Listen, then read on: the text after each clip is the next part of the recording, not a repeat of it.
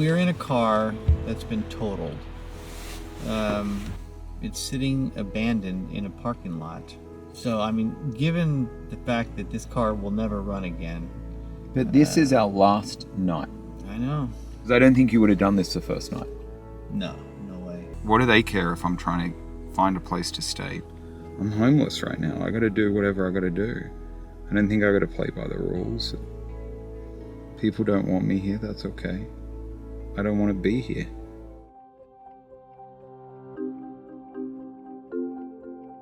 Starting Sunday evening, Rowan and I are going to spend 100 hours living in a car.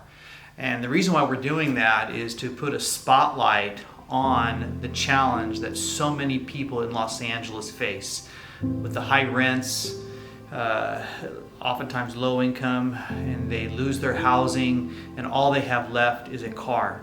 And they're trying to maintain a job while living in a car, which, as you can imagine, the challenges and the difficulties are immense. And so we're going to actually put ourselves in that position, living in a vehicle for an entire week while maintaining our day-to-day job, without some of the perks that we might ordinarily enjoy. Living in your car, it may sound so much more achievable. That last night of spending 100 hours unsheltered, we were able to crawl into an abandoned car, and it was like life. For the first time in that entire experience, we had some walls around us. I'm pretty nervous how I'm going to turn up and give my full attention at work and do what I need to do every day. Over this 100 hours, we're going to walk a mile in someone's shoes, and I think it's going to help me as a leader in homeless services understand that homelessness isn't one picture, that homelessness now looks 100 different ways. We know how important having a job is, and for those that have employment, they have to go to work and they can't show signs of fatigue and weakness. They got to get the job done. You know, you've been discriminated against on the streets. That happens in the workplace. You can't let anyone know that you're unhoused. Yeah. I know that we'll do things very differently. I'm going to lean much more into what I think normalcy is. Hygiene, showers twice a day, making sure that I'm ready, looking ready for work. But I know you're going to lean much more into, no, I have to have sleep. Yeah, and I think, like you said, the weather will be an issue. There's supposed to be, I think, 3 inches of rain between Monday and Tuesday. And the other thing that's interesting is, you know, part of the rules of this engagement is that we can only show up to work at 8 a.m. and we have to leave at 5 p.m. So it's not, we can't hang out here afterwards and try to stay out of the elements, or come in early and clean up. And we are going to park the vehicle away from the office. So we were able to get this trunk to kind of work, and now it won't open. So we're trying, Ken's going to try with the key, and I'm going to try to do the Harry Holt. Do you want a flashlight? Do you want a light? Yeah, there's nothing back there. I just felt the whole back of it. Before we go anywhere, Ken, we got to get your stuff. I don't think your roller bag fits out that little hole. I think it will. I barely could fit my backpack through it. We'll have to figure it out. I think if we find an area that looks good, then we could go to a Starbucks or a McDonald's after that. Okay. I'm gonna go and have my shower. I know I'm a little bit more paranoid on staying clean and being able to keep the normalcy of staying active. So I'm gonna get a gym membership. Well, I'm gonna try and find other creative ways to stay hygienically clean, because I don't think all individuals experiencing homelessness are aware of it or have access to it. So I'm going to find other routes. And then I think we found a place to sleep. It's near where we work. Hey, I got us water. Okay. Good. I got you a sandwich. Excuse me. Hey, I'm sorry to bother you. Do you have anywhere we can charge our phones? Charge your phone? Yeah.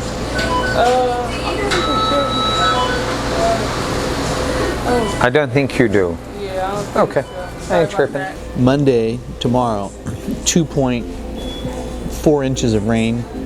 and then another half an inch of rain on Tuesday. We're not going to have a whole lot of, the ability to go outside. It's going to be raining a lot. Okay, we need to get this set up so we don't have to take everything out in the morning. This is the bit I don't like. Doing your just daily mundane things where people can see. What is all this stuff? Oh my gosh. I was thinking I'm going to load up the driver's seat because then I can actually get out. You're going to load up the driver's seat? Uh-huh. It already is. It has your bag on it. But I'm saying, Put it between your but legs. I can't get out. Of course not. You're sleeping in a car. Oh, we got neighbors on the left-hand side. We've got Yeah, don't worry, Ken, I'm good. grass on the right. You good? Rowan's got like basically a queen-size bed in the back. Good night.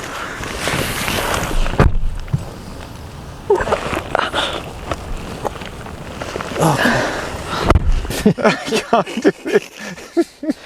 Oh my God. That's pretty good. This is the way you've been living this whole time? Yep, laying back. Wow. Oh, I think it's time to go to bed. I think you've thought that for a while. I really wish I got a decent night's sleep. At the moment I'm okay, even though I didn't get much sleep last night. I had to clean up at McDonald's, and at McDonald's they don't even have mirrors anymore. After bathing in a sink this morning, I'm not feeling as fresh as I'd like to feel. Thinking about the stories that I've heard of people who maintained jobs in cars for 6 months, 8 months. I just don't know how that's feasible. Just maintaining a car, even with all of the added privilege I've got, I feel it's starting to slip. And it was interesting, you end up kind of living a dual life, this dichotomy between, okay, I gotta be at work and I look normal and everyone thinks I'm normal. But in the other side of your brain, you're thinking, okay, gosh, I get off at 5 o'clock, where am I gonna go? What am I gonna do? It's not like you can go home and relax on your couch. We're allowed to grab a few things from home, just kind of simulate what people do when they lose their apartment and they're living in their car. They take whatever's left in their fridge. This is what I'm gonna have, and that kind of keeps my money strong. I was a little bit behind. I wasn't as sharp. I struggled to keep up with, a lot of the email flow and just regular work environment. Especially in the morning and up to now, just dealing with, just feeling tired, a bit exhausted. I would love to find a place to watch the national championship football game. If we can get somewhere dry, we can get posted up. What's your plan? You're going to be watching probably 10 o'clock, right? 9 o'clock? 7 o'clock? So I'm gonna run, I'm gonna have a shower, I'm gonna sort everything out in the shelter underneath Target. Because there's a Planet Fitness across the road here.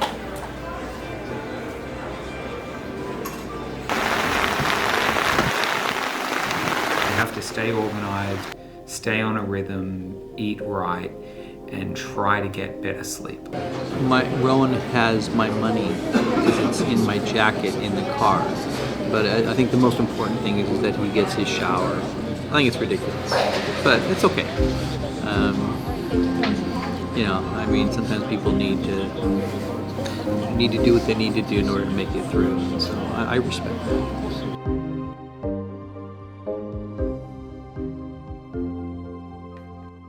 Remember when we constructed these shower units. This is, I've never been so excited to take a shower. I mean that. I feel very dirty, and this is going to be a wonderful opportunity. Take a quick shower, get back, pick up Rowan, go to work, and put in a full day's work. I actually slept pretty well.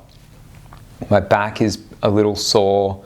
I didn't get the deep REM type sleep that I wanted, but I didn't wake up groggy and feeling like I can't make it. Dealing with Ken in the car, he has become increasingly frustrated, irritable. I think the weight of being in this survival mode in the car has really kind of affected him. It's freezing here. Huh? It's really cold. I got an extra sweater if you want it. Or are you heading off to go get dinner and bring it back for me? That would make you such a good guy. There's Del Taco. I'll stop. And when you're done, call me. I'll pick you up and you can go to the gym, take your shower. Ken, I love that you want me to go to the gym tonight. Dude, I'm hungry. Ooh. What the heck was that? Flat tire. What's wrong? Because the back driver's side tire is completely flat. Pulled into the parking lot here by Del Taco, and I heard rant, rant, rant. I'm like, oh. Do you think it could be because you got Del Taco? Okay, well, I'll start packing up. I'll head over there. I think I'm kind of just resigned to whatever happens.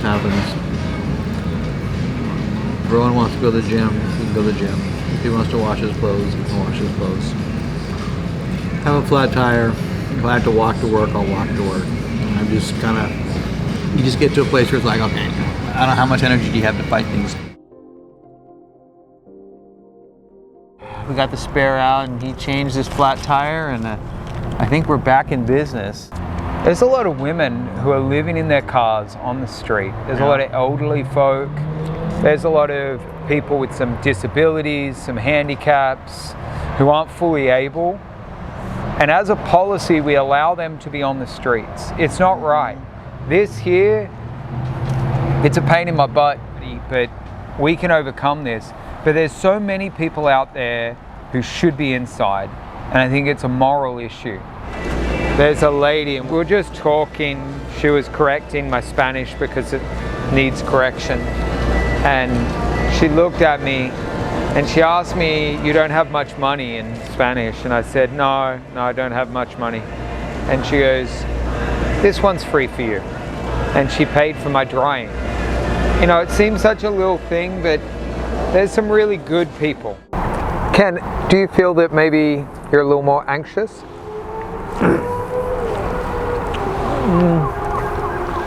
A touch more irritable. Definitely more irritable.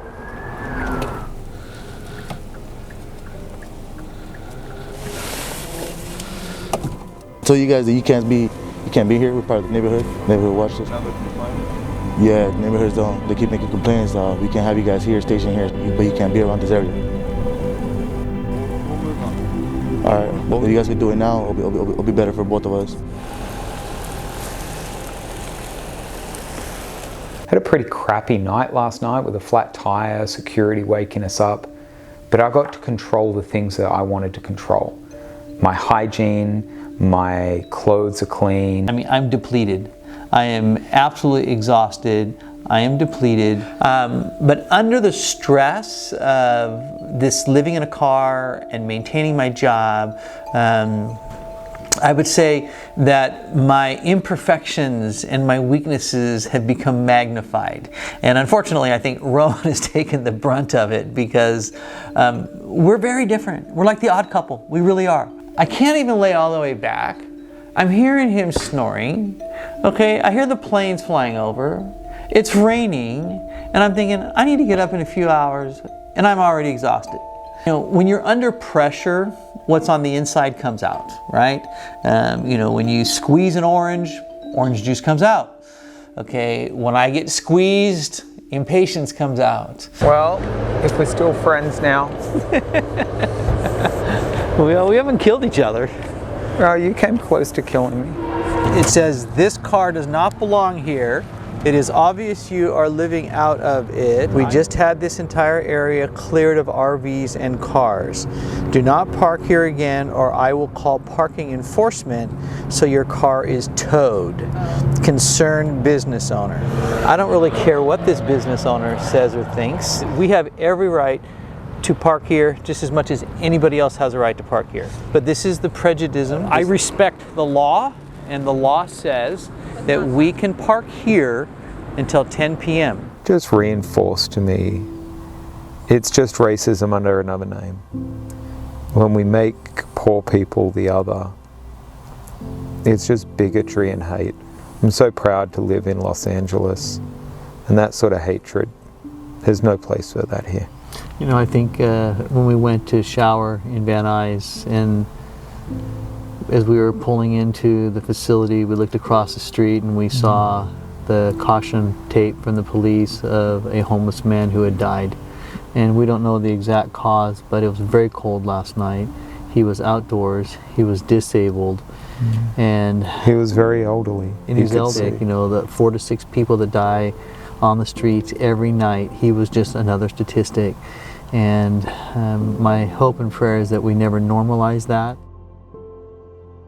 This one, I'll be honest, I thought was going to be a breeze. This one is going to be so much easier because after all, you now have a car and you're not in the elements. But you throw in that work element on top of being homeless, even if it's in a vehicle, it's a toss-up. It really is a toss-up between which one created more possible stress and anxiety. We cannot normalize people living in cars because they don't stay in cars forever. People living in cars today are living in encampments tomorrow. We need more shelters, we need more beds, and we need more services to get these people inside, because nobody should be living in their car in the greatest city on earth.